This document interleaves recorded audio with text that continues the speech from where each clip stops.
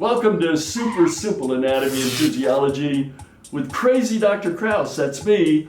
Anatomy and physiology can be fun, folks.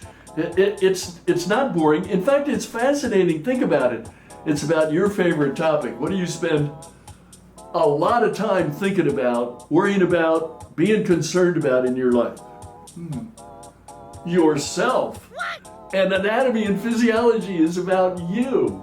It's about your structure and your function. And that's what chapter 2 is about. But I want to emphasize something called thread thinking, which you don't find much of in the first edition of Super Simple, but I do it all the time in my classes. And that is, you need to string stuff together. Rather than trying to memorize answers to individual questions, you string knowledge together. And do that when you study. You'll hear me talk about in future segments thread think, string things together, as well as the concept of common sense. One of the neat things about anatomy and physiology is it makes common sense. The dudes, mostly German and Austrian, who put these sciences together, they were really left brain dominant, linear, boring kind of thinkers. So things make sense, like the valve between the left atrium and the left ventricle in the heart is called the left AV valve.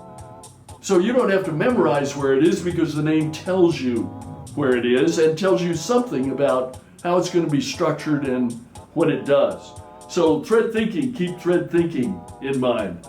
And remember, this is about introductory anatomy and physiology. It's like if you're learning how to hit a golf ball. Your first lesson, the pro wouldn't take you out to the middle of a fairway and drop a couple balls down and pull out a fairway hybrid and demo how to hit a controlled fade 200 yards over water to a small green with a difficult pin placement and a 20-mile-an-hour cross ran, right? And then hand the club to you and say, do it. But no, he'd talk to you about, or she would, how you grip the club, how you swing the club.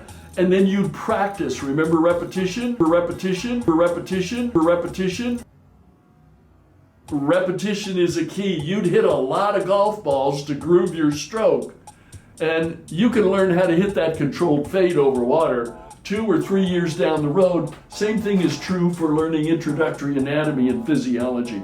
And remember, A and P are inseparable. FFF, form follows function. Things are shaped the way they're shaped because of what they do, and that means that the way they're shaped, their anatomy, reveals something about their function, their physiology.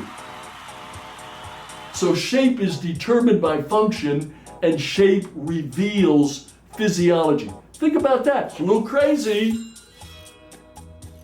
but it makes sense, and it's going to help you minimize your memorization and really start to understand anatomy and physiology so you can retain some stuff and you can use it down the road. So I'll see you next time. Until then, Crazy Krauss, out.